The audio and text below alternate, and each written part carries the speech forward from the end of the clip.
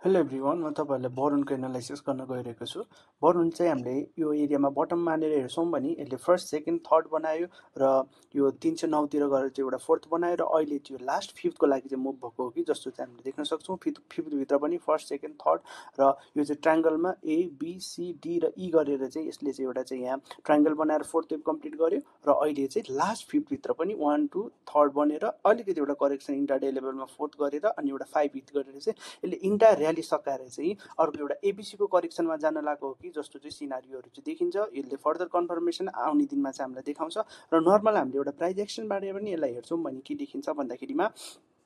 यसले चाहिँ एउटा राइजिङ वेज प्याटर्न चाहिँ बनाइरहेको छ र राइजिङ वेज प्याटर्न बनेपछि चाहिँ कस्तो हुन्छ भन्दाखेरिमा यसको चाहिँ तल्लो लेभलको ट्रेन लाइनलाई ब्रेक गर्यो भने चाहिँ अनि चाहिँ एग्रेसिभ फलहरू आउने गर्छ र माथिल्लो लेभलको जुन ट्रेन लाइनमा गएर चाहिँ के हुन्छ, सेलिङ प्रेसर आउने सम्भावना एकदमै धेरै हुन्छ। यसले एकचोटि दुईचोटि तीनचोटि र अहिलेको चोटि पनि यसले चाहिँ यहाँ सप्लाई फेस गर्न सक्छ माथिल्लो ट्रेन लाइनमा गएर र घटेर आउँदाखेरिमा यसले यो तल्लो ट्रेन लाइनमा सपोर्ट लिन्छ कि लिँदैन त्यसलाई चाहिँ हेर्नु पनि हुन्छ। यसलाई लिगेन र यसलाई स्विङहरू ब्रेक गर्यो भने चाहिँ यसले चाहिँ फिफ्थ यहीँ कम्प्लिट गरेर यो चाहिँ करेक्टिभ मोडमा जान लाग्यो भनेर चाहिँ भन्छौँ र एग्रेसिभ भोल्युमको शुद्ध मासतिर यसले ब्रेक गर्दै गयो भने चाहिँ अनि चाहिँ हामीले यसलाई अरू काउन्टिङहरूबाट पनि हेर्छौँ र नर्मल एउटा प्राइज एक्सनबाट पनि हामीले हेर्दाखेरिमा के देखिन्छ भने यसले चाहिँ एउटा अल टाइम हाई ब्रेक गरेर पनि 1/6 को लेभल लगभग हिट गर्न लागिसकेको छ र यो भनेको चाहिँ यो जोनमा गएपछि चाहिँ के करेक्सन चाहिँ दिनुपर्ने हुन्छ र यसले इम्पल्सिभ मुभ दिँदै गएको छ, के करेक्सन साइडवाइज बिहेभियरहरू चाहिँ देखाउन सक्छ। Thank you.